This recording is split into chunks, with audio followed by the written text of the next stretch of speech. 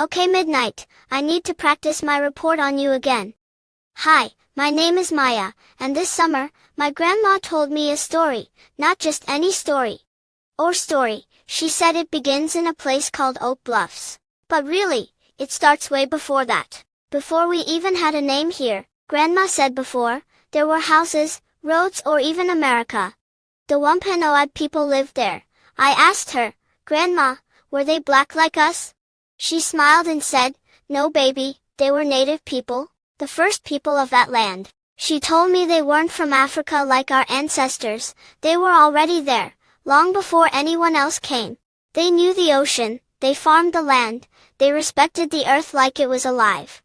They didn't just live there, she said, they belonged there. Different roots, but stories that touch. Grandma said, they're native, and we are black, but both of our stories carry strength.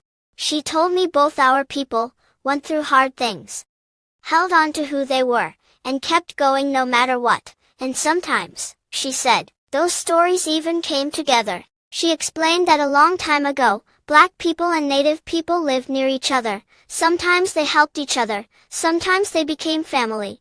So some people are both, I asked. She nodded.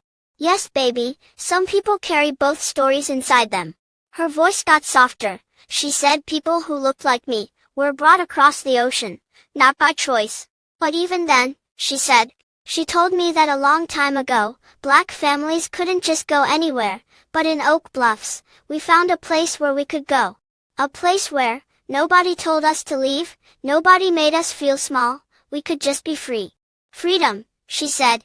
And then, we came. My grandma, she told me, saved every dollar she had, and one day, she bought a little place there, not because it was fancy, Grandma said, but because it was ours. The Inkwell. Then Grandma took my hand and said, come on, I want to show you something. We walked down to Inkwell Beach. The sand was warm, the water was shining, and everywhere I looked, I saw us, kids laughing, families smiling, people just being happy. I asked her, Grandma, why do they call it the Inkwell? She looked out at the water and said, some say it's because the water looked dark, like ink. She paused. And some say, it was because of us. I looked at her confused. Back then, she said softly, names weren't always kind to black people. But listen, she said, squeezing my hand, we didn't let that name hurt us. We turned it into something beautiful. I looked around again, and it didn't feel like a name anymore. It felt like joy, peace, and freedom now every summer. We go back, same beach, same feeling. Grandma says, this is where our people rested, when the world wouldn't let them rest. And this land, she said, still carries the spirit of the Wampanoag, the first people who showed what it means to belong. So now, I tell the story. I tell my little brother, the Wampanoag were native, we are black, and sometimes those stories come together. But all of it lives in the same place, because every wave, every step in the sand, holds a story, different roots, shared land, connected stories.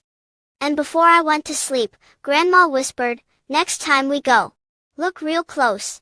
Because now, this story is yours to pass on.